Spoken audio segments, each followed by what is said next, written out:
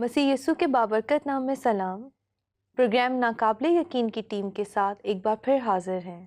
پیدائش کی کتاب میں لکھا ہے کہ جب خدا نے پوری کائنات کو خلق کیا تو اس کی سب سے اسپیشل کریشن انسان تھا۔ خدا نے انسان کو بڑا مختلف بنایا، باقی سب چیزیں اس کے کہنے سے وجود میں آئیں، لیکن انسان کے بارے میں لکھا ہے کہ خدا نے اسے اپنے ہاتھوں سے بنایا۔ اس کا مطلب ہے کہ انسان دوسری مخلوقات سے مختلف ہے۔ اس کا تخلیق ہونا اس بات کی ضمانت ہے کہ خدا نے اسے تب اشرف المخلوقات بنایا اور سب پر ترجیح دی۔ لیکن پیدائش کی کتاب میں ہم آگے چل کے پڑھتے ہیں کہ خدا کہتا ہے کہ میں انسان کو بنانے سے ملول ہوا۔ اس کا مطلب ہے کہ کیا خدا انسان کو بنانے سے ناخوش ہوا؟ وہ اپنی تخلیق سے خوش نہیں تھا؟ یہی ہمارے پروگرام کا موضوع ہے۔ آج ہم اسی پر بات کریں گے۔ پروگرام میں پاسٹر صاحب خوش آمدید۔ جیسا ابھی میں نے پروگرام کا موضوع بتایا کہ خدا نے انسان کو بڑے اسپیشل وے میں بنایا، بڑے پیار سے، بڑی محبت سے تخلیق کیا، لیکن بعد میں خدا اس سے معلول ہوا، یعنی اس سے ناخوش ہوا۔ تو کیا یہ بات واقعی حقیقت ہے؟ واقعی یہ لگتا ہے کہ جیسے خدا جو ہے وہ اپنی تخلیق سے ناخوش ہوا ہے، لیکن اس میں ایسا ہرگز نظر نہیں آ رہا کہ خدا اپنے آپ سے ناخوش ہوا۔ اصل میں معترضین جو ہیں، وہ میرے قابل احترام جو دوست ہیں اور جو گزشتہ لوگ تھے، انہوں نے اس چیز پر فوکس نہیں کیا، اس چیز پر غور نہیں کیا، توجہ ان کی شاید اس طرف مرکوز نہیں ہو پائی کہ خدا اپنی مخلوقات سے ناراض ہے، نہ کہ وہ اپنے آپ سے ناراض ہے۔ خدا لا تبدیل خدا ہے۔ ہم اس بات کو اچھی طرح سے پہلے تو مان لیں، یہ ہمارا ایمان ہونا چاہیے۔ ملاکی 3 باب کی 6 آیت میں یہی لکھا ہے، میں تمہارا لا تبدیل خدا ہوں۔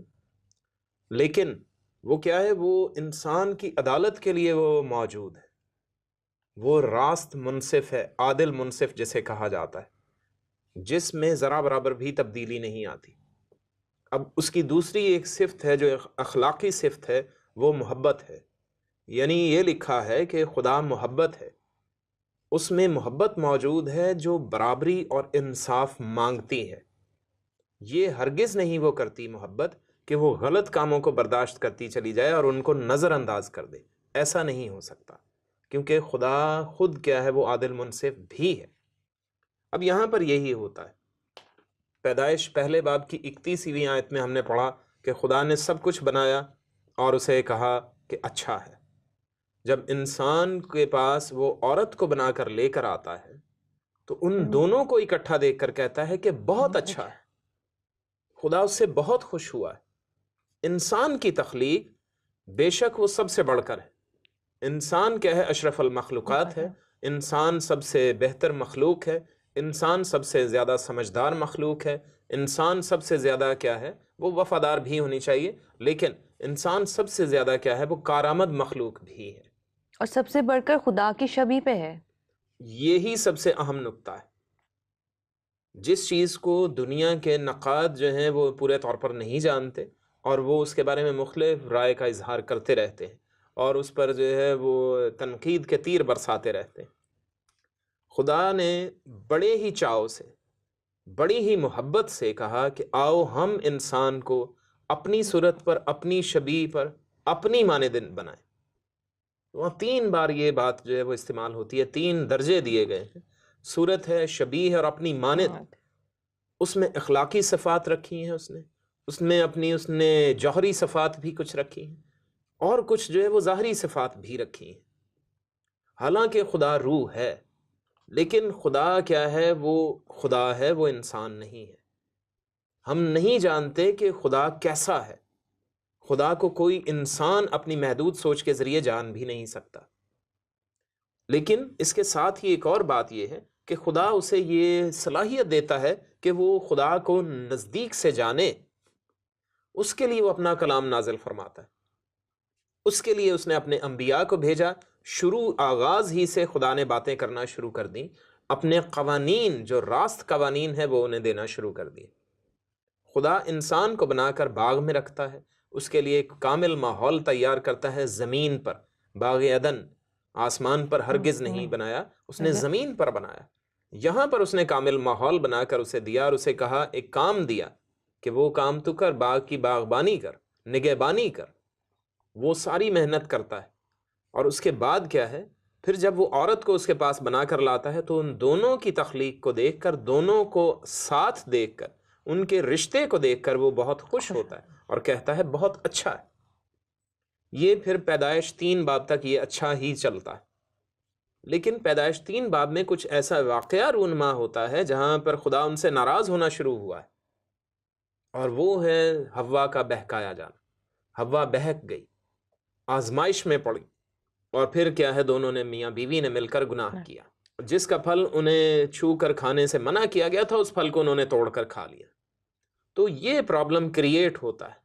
یہ ایسے ہی ہم اس کی مثال دے سکتے ہیں، کیونکہ ہمارے پاس محدود مثالیں ہیں، ہم محدود لوگ ہیں، ہماری سوچ محدود ہے، ہمارا علم ناقص ہے۔ جتنے بھی علوم ہیں ان سب کو ملا کر میں کہہ رہا ہوں، تو ہم دنیا کی مثال لے سکتے ہیں، اپنے گھر کی مثال لے سکتے ہیں کہ والدین بچے کو آگ میں ہاتھ ڈالنے سے منع کرتے ہیں، بار بار منع کرتے ہیں، تو جب اس کے باوجود وہ کیا ہے، وہ آگ میں ہاتھ ڈال کر جلاتا ہے اپنا ہاتھ، تو اسے ہی نقصان پہنچتا ہے۔ تو ماں باپ پہلے جھڑکتے ہیں، اور جب بچے بار بار ضد پر اتاولے ہوئے رہتے ہیں، اترے رہتے ہیں ضد پر، تو پھر ان کو ایک آدھ چپت بھی لگا دیتے ہیں۔ تو اس کی طرح سے ہم اسی چیز کو دیکھیں کہ خدا یہاں پر آدم اور حوا سے ناراض ہوا ہے، ان کو سخت ناراضگی کا اظہار کرتے ہوئے ان کو باغ عدن سے نکال دیتا ہے۔ اس کا مطلب یہ ہے کہ ان میں اتنی سمجھ موجود ہے، اب وہ بالکل چھوٹے جو ہے وہ شیرخوار بچوں کی طرح نہیں ہے، یا 5-6 سال کے بچوں کی طرح نہیں ہے، وہ سمجھ رکھتے ہیں، ان میں اچھائی اور برائی کی پہچان کی سمجھ موجود ہے، سوجھ بوجھ ہے انہیں، اس لیے خدا ان سے سختی سے پیش آتا ہے اور ان کو باغ عدن سے نکال دیتا ہے۔ لیکن وہاں پر کچھ اور بھی ہوتا ہے، خدا سے کہتا ہے کہ تو اپنی مشقت سے، اپنے منہ کے پسینے سے روٹی کھائے گا، زمین میں ہل چلائے گا، یعنی سخت محنت سے تو اب کھانا کھایا کرے گا، تو جس کے اثرات آگے بھی چلتے رہتے ہیں، اور اسے کہتا ہے زمین تیرے سبب سے لعنتی ہوئی۔ یہ دیکھیں، یہ خصوصی بات ہے، خدا زمین پر لعنت کر چکا ہے۔ وہ زمین جو پرفیکٹ اس نے بنائی تھی، وہ ماحول جو بہترین بنایا تھا، اب اس میں کوئی ایسا معاملہ داخل ہو چکا ہے جو اس کی مرضی کے برخلاف ہے، جو اس کی فطرت کے برخلاف ہے، جو اس کی صفات کے برخلاف ہے، اس وجہ سے وہ زمین پر لعنت کر چکا ہے۔ انسان میں بھی وہی بات شامل ہو چکی ہے، اور وہ نسل در نسل چلی آ رہی۔ کیوں؟ کیونکہ وہ آدم اور حوا مرے، اب ان سے آگے ان کی اولاد آ چکی ہے۔ ہم جانتے ہیں اچھی طرح سے کہ قائن اور حابل جو ان کی اولاد پہلی تھی، ان کے درمیان بھی یہ مسئلہ ہو گیا، قائن نے گناہ کر ڈالا تو گناہ پھر آگے بڑھ گیا۔ اس کے بعد زمین لعنتی ہے، تو زمین میں سے جو کچھ اگتا ہے وہ لعنت اس میں سرایت کرتی ہے، وہی انسانوں کے جسم میں داخل ہوتا ہے، دخول پاتا ہے، وہ خوراک کی صورت میں، تو لعنت تو انسان کے اندر موجود ہے۔ اس لعنت کو کیا ہے، پھر آگے منتقل ہونے میں کوئی رکاوٹ نہیں ہے، انسانوں کے تھرو، یعنی نسل در نسل، اور زمین کی خوراک کے وسیلہ سے بھی، تو وہ لعنت تو منتقل ہو رہی ہے۔ اس کے باعث کیا ہے، انسانوں میں گناہ بڑھتا چلا جا رہا ہے، جیسے جیسے لوگ بڑھتے چلے جا رہے ہیں ویسے ویسے گناہ بڑھتا چلا جا رہا ہے۔ تو اس لیے یہاں پر جب ہم دیکھتے ہیں کہ خدا زمین پر انسان کے بنانے سے ملول ہوا، ناراض ہوا، ناخوش ہوا، وہ انسانوں کو حالات دیکھ کر، انسانوں کے، وہ ان سے ناراض ہو رہا ہے۔ بچے کیا ہیں، جب ماں باپ کی بات سنتے ہی نہیں، یا سدھرنے کی طرف آتے ہی نہیں، رجوع نہیں لاتے، تو آخر کار پولیس ہی انہیں پکڑتی ہے، تو وہ سختی کا معاملہ آ چکا ہے۔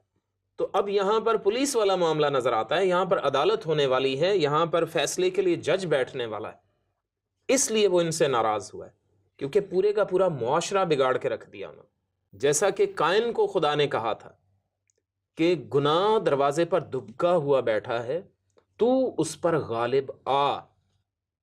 تو یہ ہر ایک فرد بشر کے لیے ایسا ہی ایک حکم ہے کہ گناہ تو بالکل ہمارے نزدیک ہے۔ اگر خدا تعالیٰ ہماری شارک سے زیادہ نزدیک ہے جیسے کہ لوگ کہتے ہیں، تو گناہ بھی ہماری شارک کے نزدیک ہے، وہ بھی ہمارے دل کے اندر قریب بیٹھا ہوتا ہے، تو ہمیں اس پر غالب آنا ہے۔ اس لیے حضرت نوح کا خاندان جو تھا وہ راستے باز گنا گیا، انہوں نے خود راستے بازی کو اپنایا، اسے اپنی اولاد میں منتقل کیا، ان کو زبردستی یہ سکھایا کہ واقعی خدا کی طرف رجوع لاؤ، دنیا جو ارد گرد کر رہی ہے اس پر کیا ہے فوکس نہ کرو، ان پر توجہ نہیں لگانا، اس لیے کہ خدا ان سب سے ناراض ہو رہا ہے، کیونکہ ان کے کیا ہے کام برے، کاموں کے باعث خدا ناراض ہوتا ہے، حالات کے باعث ناراض نہیں ہوتا خدا، جو حالات گناہ کے باعث کام سے پیدا ہوتے ہیں ان سے ناراض ہے۔ اصل مدعا وہاں پر آتا ہے کہ انسان کی نیت اور انسان کے کام کیسے ہیں، اس کے باعث خدا انسان کی عدالت کرتا ہے۔ خدا تبدیل نہیں ہو گیا، خدا تو عادل منصف تھا، خدا نے قائن کو بھی موقع دیا تھا، لیکن اس نے بھی اس موقع کو گوا دیا، اس نے بھی توبہ نہیں کی۔ اس کی نسل کے بارے میں آپ پڑھیں تو پیدائش 4 باب میں آگے موجود ہے، اس کی وضاحت موجود ہے، تو اس کی زندگی میں اس کے خاندان میں بھی لوگوں نے توبہ نہیں کی۔ تو آخر کار لوگ یہ کہتے ہیں جی قائن کو اسی وقت خدا نے کیوں نہیں مارا؟ تو میرے بھائی پیدائش 6 باب میں بھی اب خدا نے قائن اور اس کے پورے کے پوری قوم کو مٹا ڈالا ہے، تو قائن کا تو وجود بھی باقی نہیں رہا۔ تو اس لیے وہ خدا کیا ہے، وہ عادل منصف خدا ہے، وہ ایک وقت تک انسان کو موقع دیتا رہتا ہے، تحمل کرتا رہتا ہے خدا، تاکہ انسان کی نوبت توبہ تک پہنچے۔ اور اگر ہم خدا کے اس تحمل کو بالکل نہ سمجھیں اور دنیا میں ہی مگن رہیں، خدا کی طرف بالکل رجوع نہ لائیں، چاہے کوئی ہمیں سکھائے، چاہے ہمیں کوئی بتائے، چاہے ہم کسی بھی طرح سے خدا کے معاملات کو سنیں سمجھیں، تو بھی ہم اس پر عمل نہ کریں، تو ہم یقیناً عدالت کے حقدار ٹھہرتے ہیں، ہم سزا کے حقدار ہوتے ہیں، سزا ہمارے لیے پھر ضروری ہو جاتی ہے۔ ہم بھی اولاد کو اسی طرح سے پیش آتے ہیں، یعنی بچوں کو پہلے منہ سے سمجھاتے رہتے ہیں، سب سے پہلے تو پیار سے سمجھا دیا جاتا ہے کہ بھائی یہ کام مت کرنا۔ جب وہ اس بات کو نہیں سمجھتے اور کام دوبارہ کرتے ہیں تو پھر ہم انہیں غصے سے سمجھاتے ہیں، اور جب وہ غصے سے بھی نہیں سمجھتے اور پھر وہی کام کریں تو پھر ہم انہیں مار کے سمجھاتے ہیں۔ ایسا ہی ہوتا ہے۔ تو بالکل خدا بھی یہاں پر پھر کیا ہے، مار کے سمجھا رہا ہے، ساری دنیا کو پھر مارتا ہے، سمجھ جاؤ، سارے باقی جو لوگ ہیں وہ سمجھ جائیں۔ خدا اپنی مخلوقات سے، یہ نہیں کہ خدا اپنی تخلیق سے ناخوش ہوا تھا، ہرگز ایسا نہیں، وہ انسان کے کاموں سے ناخوش ہوا تھا۔ انسان نے جو بدی پھیلائی تھی، سوچیں کہ انسان کتنا برا ہو چکا ہے، اور آج بھی ایسی ہی صورتحال نظر آتی ہے کچھ۔ ہمیں اپنے آپ کو جانچنے کی ضرورت ہے، اس طرف جو ہے وہ پلٹنے کی ضرورت ہے۔ خدا لا تبدیل خدا ہے، جیسے ہم میں اضافہ ہوتا ہے، ہم بڑھتے ہیں، ایک بچہ ہے وہ بڑھتا ہے، گرو کرتا ہے، تو لامحدود نہیں ہے۔ یہ کائنات پھیل رہی ہے، یہ گرو کر رہی ہے، تو یہ بھی لامحدود نہیں ہے، یہ محدود کائنات ہے۔ سچائی جو ہے وہ ایک خاص حد تک رہتی ہے، وہ لامحدود ہوتی ہے، ہر جگہ پر وہ لاگو ہوتی ہے، اس میں گروتھ نہیں ہوتی، آپ اس میں امینڈمنٹس نہیں کر سکتے، اس میں یعنی ترامیم نہیں کر سکتے۔ خدا کی سچائی ایسی ہی ہے، وہ بالکل بھی چینج نہیں ہوتی، اس لیے وہ لامحدود ہے، ہر زمانے پر لاگو ہے، ماضی میں، حال میں اور مستقبل میں، اس لیے وہ لامحدود سچائی ہے، اس لیے خدا لامحدود ہے، نہ خدا کم ہو رہا ہے نہ خدا بڑھ رہا ہے، اس لیے وہ لامحدود خدا ہے۔ بہت سے لوگ اس بات پر بھی اعتراض کرتے ہیں کہ خدا جہاں لکھا ہے کہ خدا انسان کو بنانے سے ملول ہوا، یعنی خدا افسردہ ہے، تو یعنی خدا کے جو ایموشنز ہیں وہ انسان کی طرح اس پہ اثر انداز ہو رہے ہیں۔ تو کیا یہ بات درست ہے، خدا کے ایموشنز بھی خدا پہ اثر انداز ہوتے ہیں، یا اور محرکات بھی ہیں جو خدا پر اثر انداز ہوتے ہیں، کہ خدا بھی کسی چیز کو بنانے سے افسوس کر رہا ہے، یعنی کسی کام سے وہ افسوس کر رہا ہے؟ کیونکہ کہا جاتا ہے خدا تو پرفیکٹ ہے، تو اس کی کریشن جو اس نے بنائی ہے وہ پرفیکٹ ہی، باغ عدن کو جیسے ہم دیکھتے ہیں کہ پرفیکٹ ہے، تو پھر خدا کیوں افسوس کر رہا ہے؟ اگر یہاں پہ یہ لکھ دیا جاتا ہے کہ خدا نے کہا ہش ہش، تو یہ نہ سمجھ میں آنے والا لفظ تھا، جو انسانی تعلیم یا انسانی علوم سے بالکل مختلف ہوتا، یا انسانی زبانوں میں ہی نہ یہ موجود ہوتا۔ آج ہم پتہ نہیں کس چیز کو ہش ہش کہتے ہیں، شاید حشیش کو کہتے ہیں۔ تو لیکن بات وہی ہے کہ خدا ہماری سمجھ میں آنے والی بات کہتا ہے، انسان کی سوچ کیا ہے، وہ محدود ہے، وہ لامحدود نہیں ہے۔ ایک شخص دنیا کا بڑے سے بڑا عالم کیوں نہ ہو، وہ تمام علوم پر کیا ہے، وہ بہترین کامیابی حاصل نہیں کر سکتا، وہ تمام علوم بیک وقت سیکھ نہیں سکتا۔ اب ایک سائنسدان ہے، وہ فلسفہ کیسے اچانک سیکھ لے گا؟ شاید وہ کچھ فلسفیانہ انداز میں بات چیت کرے، بالکل ہو سکتا ہے، لیکن ایک آرٹس میں یا دوسری صنف میں ماہر شخص، یا ایک جو ہے میوزک ٹیچر، وہ یکدم کرکٹ کو کیسے سمجھ لے گا؟ صحیح؟ اور ایک کرکٹ کھیلنے والا جو ہے وہ یکدم جوڈو کراٹے بھی نہیں کر سکتا. تو تمام علوم جو ہیں وہ انسان کے پاس نہیں ہیں. اس لیے خدا ایسی زبان اور ایسے الفاظ استعمال کرتا ہے جو ہماری سب کی سمجھ میں آ جائے. اس لیے خدا اپنے ایک جذبے کا اظہار اس انداز میں کرتا ہے. ہم سمجھ جائیں کہ جیسے ہم افسردہ ہوتے ہیں, ہم ملول ہوتے ہیں, کسی حد تک ہم بات کو سمجھ جائیں, پورے طور پر پھر بھی نہیں ہم سمجھتے, کسی حد تک ہم اس بات کو سمجھ جائیں کہ خدا اس بات سے ناراض ہوا. ٹھیک ہے, خدا کی یہ صفات نہیں ہے.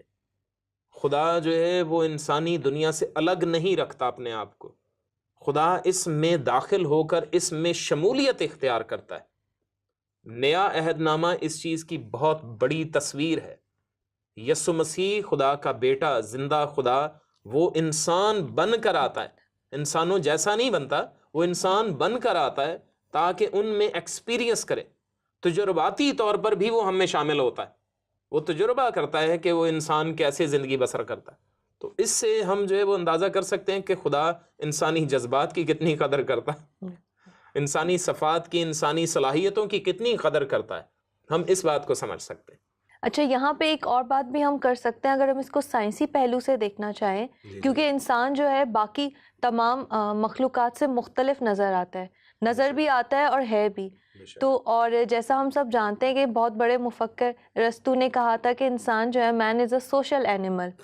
جو ہے وہ ہم لوگوں نے ایک ٹھان رکھا ہے کہ ہیل ارسطو, ہم لوگوں نے یہ سوچ رکھا ہے اور ہماری سوچ بنی ہوئی, ہماری تعلیمات یہ ہیں سکول سے لے کر جو ہے وہ یونیورسٹی تک, یہی ہے کہ ہیل ارسطو. ارسطو نے جو بات کہہ دی, ایرسٹوٹل نے جو کہہ دیا, وہ حرف آخر مان لیا جاتا ہے. انسان ایک معاشرتی جانور ہے, اس نے یہ کہا. تو ایسا نہیں ہے. اب دیکھا جائے تو ارسطو کس دور میں تھا؟ اس کے پاس آئی فون نہیں تھا, اس کے پاس انٹرنیٹ نہیں تھی, کمپیوٹر نہیں تھا, اس کے پاس تو بائبل بھی موجود نہیں تھی. اگر اس نے یہ بائبل مقدس پڑھی ہوتی تو مجھے یقین ہے اگر اس نے پیدائش پہلا باب ہی صرف پڑھا ہوتا تو یہ سٹیٹمنٹ کبھی بھی وہ نہ دیتا. جب خدا نے یہ فرمایا کہ آؤ ہم انسان کو اپنی صورت پر, اپنی شبیہ پر, اپنی مانند بنائیں, تو پھر سوچئے کہ وہ جانور کیسے ہو گیا. جانوروں کو خدا تخلیق کرتا ہے بہت پہلے, اور انسان کو تخلیق کرتا ہے وہ چھٹے دن, یعنی وہ تیسرے چوتھے دن میں خدا جانوروں کو بنا لیتا ہے. پانچویں دن تک تمام معاملات نمٹ جاتے ہیں جانوروں کے, لیکن چھٹے دن وہ انسان کو بناتا ہے. جانوروں کو وہ کہہ کر بناتا ہے اپنے منہ کے کلام سے, لیکن انسان کو تخلیق کرنے کے لیے خدا خود زمین پر جھک کر لکھا ہے, اس نے اپنے ہاتھ سے مٹی لی, جو باغ کی مٹی, باغ عدن کی جو زمین کی مٹی ہے, اس کی بات ہو رہی, اس کو لے کر وہ انسان کو بناتا ہے. تو کوئی فرق ہی ہمیں نہیں سمجھ میں آئے گا کیا؟ ایسا ہرگز نہیں ہو سکتا. خدا نے انسان کو کیا ہے افضل المخلوقات بھی بنایا, اشرف المخلوقات بھی اور افضل المخلوقات بھی. ان سے کیا ہے وہ بلند درجہ رکھتا ہے, کیونکہ خدا آگے ان دونوں کو بنا کر یہ کہتا ہے کہ پھلو اور بڑھو اور زمین کو معمور و محکوم کرو. زمین پر کیا ہے حکومت کرو. زمین پر رہنے والے جاندار بھی موجود ہیں, ہوا میں اڑنے والے پرند چرند بھی اس میں سب شامل ہو گئے. سب چیزوں کو وہ انسان کے اختیار میں دیتا ہے. تو یہ کیسے ممکن ہے کہ وہ جانور کہہ سکیں ہم؟ اب یونانی میں جو ارسطو نے یہ کہا, اس نے اس کے لیے کیا نام استعمال کیا؟ وہ زوئے کا لفظ استعمال کیا. سوشل زوئے یعنی سوشل اینیمل, اسی سے ورڈ زو بنا, زوالوجی بنا. اس زوئے سے مراد یہ ہے کہ زندگی کا دم رکھنے والی مخلوق, اس میں جانور ہیں, پرندے ہیں, مچھلیاں ہیں اور انسان بھی شامل ہے. لیکن جب اس نے سوشل کا لفظ ساتھ میں لگایا ہے تو اس کا مطلب ہرگز یہ نہیں کہ وہ جانور بن گیا. سوشل جانور نہیں, ٹھیک ہے, سوشل اینیمل نہیں, معاشرتی جانور نہیں, کہ ایسی مخلوق جو معاشرہ بناتی ہے, جو معاشرے میں رہتی ہے. اب معاشرے کا جو یونانی تصور ہے وہ بالکل مختلف ہے. وہ جانوروں کے معاشرے کی بات نہیں کرتے, کیونکہ آج ہمارے زولوجسٹ, ہمارے باٹنسٹ اتنے زیادہ ترقی یافتہ ہیں کہ وہ اس بات کو جو ہے وہ جا کے بتاتے ہیں کہ جی فلاں جانور بھی کالونیز بنا کر رہتے ہیں اور فلاں جانور بھی کالونیاں اور معاشرہ بنا کے رہتے ہیں. لیکن یہ اس دور میں ارسطو کے زمانے میں یہ چیز تحقیق میں نہیں تھی۔ ارسطو نے جب یہ کہا تو ان کے نظر میں جو معاشرہ ہوتا تھا وہ ان زندہ انسانوں پر سوجھ بوجھ رکھنے والے، گھر تعمیر کرنے والے وہ لوگوں کا معاشرہ کہلاتا تھا، اس کو وہ معاشرہ کہتے تھے۔ اس نے اسے کہا کہ ایسی مخلوق ہے انسان جو معاشرہ بنا کر رہنا پسند کرتی۔ اس نے اس نظریے کے تحت کہا۔ تو ہمارے جو پڑھنے والے حضرات ہیں، بعد میں اس بات کی تشریح کرنے والے حضرات ہیں، انہوں نے اس کو جو ہے وہ ڈائریکٹ انسان کو اٹھایا اور جنگل میں پھینک دیا کہ نہیں بھائی، آپ باغ عدن میں بھی نہیں جا سکتے، آپ معاشرے میں بھی نہیں رہیں، آپ ڈائریکٹ جنگل میں جائیے۔ تو یہ والا معاشرتی جانور انسان کو سمجھا جانے لگا، حالانکہ ایسا نہیں ہے۔ ہمیں اس چیز پر فوکس کرنے کی ضرورت ہے۔ تو ارسطو کے کہنے کا ہرگز یہ مطلب نہیں تھا کہ انسان جو ہے وہ جنگلی جانور ہے یا اس جیسا ہے تو وہ کیا ہے، ایک کالونی بنا کر رہنا پسند کرتا ہے، ایسا نہیں۔ اس نے کہا یہ ایک ایسی مخلوق ہے جو معاشرہ بنا کر رہنا پسند کرتے۔ اس لیے لیکن بعد میں آنے والے جو لوگ تھے جنہوں نے اس بات کی تشریح کی، انہوں نے اپنے اپنے انداز سے اس بات کی تشریح کی۔ تو ہمیں ایسا نہیں سوچنا چاہیے، بلکہ اس کے معاشرے میں جا کر، ارسطو کے زمانے میں کلچر میں، ثقافت میں جا کر، اس کی زبان میں جا کر پھر اس بات کو سمجھنا چاہیے کہ اس نے کیا کہا۔ تو یوں اس بات کا یہ نظریہ نکلتا ہے کہ انسان کیا ہے، وہ تمام جانوروں سے، جانداروں سے بہتر مخلوق ہے جو اپنا معاشرہ خود بنا کر رہنا پسند کرتی۔ اس کا مطلب یہ تھا جو بائبل میں لکھا گیا اس بات کی صداقت ہے کہ بائبل مقدس میں فرمایا گیا کہ خدا نے انسان کو اپنی صورت پر، اپنی شبیہ پر بنایا، اس کو اپنی صفات بخشی ہیں۔ اس لیے یہاں پر بھی یہ بات نظر آتی، خدا اپنی تخلیق سے بھی کیا ہے، وہ اسی طرح سے، وہ اس سے ناراض نہیں ہوا، ٹھیک ہے، وہ اس کا ارادہ بدل نہیں گیا، خدا لا تبدیل خدا، وہ اس کے کاموں سے ناراض ہوا تھا۔ اسی طرح سے اگر ہم اس بات کو دیکھیں کہ خدا لا تبدیل خدا ہے، خدا میں چینجنگ نہیں آتی، خدا میں تبدیلی رونما نہیں ہوتی۔ ہم اس پر جیسے پہلے بھی بتا چکا ہوں کہ خدا محدود خدا نہیں ہے، اس میں اضافہ نہیں ہو رہا، اس میں کمی بھی پیش نہیں آ رہی۔ تو اس لیے کیا ہے، خدا لا محدود خدا ہے، وہ بالکل یکساں رہنے والا خدا ہے، اس کے قوانین یکساں رہتے ہیں، اس کا ارادہ چینج نہیں ہوتا۔ وہ جن حالات میں لوگوں کے ساتھ پیش آتا ہے وہ انسانوں کے کاموں کے باعث پیش آتا ہے، اور ان کو اچانک وہ کیا ہے کوئی فیصلہ نہیں سنا دیتا، اس کے لیے پہلے سے ذہنی طور پر ان کو تیار کرتا ہے، ان کو اپنا کلام دیتا رہتا ہے کسی بھی ذریعے سے، وہ انبیاء کے وسیلے ہو، اور بعد ازاں اب بائبل مقدس پوری موجود ہے۔ یہ ہمارے لیے سب سے بڑا ذریعہ ہے خدا کے ارادے کو جاننا۔ اس کے لیے ہم کیا ہیں، ہمیں اس پر فوکس کرنے کی ضرورت ہے کہ ہم خدا کے ارادے کو جانیں، خدا کی مرضی کو جانیں کہ اس نے اپنا اکلوتا بیٹا بھیج دیا ہے اس دنیا میں، ہم اس پر ایمان لائیں اور ہمیشہ کی زندگی پائیں۔ ورنہ ہمارے لیے کیا ہے، خدا کسی وقت بھی کسی بھی طرح کی عدالت کر سکتا ہے اور کرے گا، یہ اس نے فرما دیا اپنے بائبل مقدس میں۔ اور ہم اس بات سے یہ بھی نتیجہ اخذ کر سکتے ہیں کہ ارسطو جو ہے وہ ایک فلاسفر تھا، اور وہ جو ہے وہ کبھی بھی انسان کو جانور سے تشبیہ نہیں دے رہا، وہ خود بھی ایک انسان ہے، اور وہ کس طرح اپنے آپ کو کسی جانور سے تشبیہ دے سکتا ہے۔ بالکل درست بات ہے، یہی بات تو ہمیں سمجھنے کی ضرورت ہے جو ہم اس کی تشریحیں کرتے ہیں، اس کے بیانات کو ہم نے کیا ہے غلط رنگ دے کر پیش کیا ہے۔ اور اسی طرح سے جیسے کہ ٹی ویز میں بھی یہ کہا جاتا ہے کہ جی انسان تو حیوان سے بھی بدتر ہو گیا، تو ایسا کچھ نہیں ہے۔ انسان کے کام جو ہیں وہ حیوانوں سے بدتر ہے، انسان وہی کا وہی ہے، انسان کی صورت چینج نہیں ہو گئی، ہم جو ہے کوئی مانسٹر نہیں بن گئے، ٹھیک ہے۔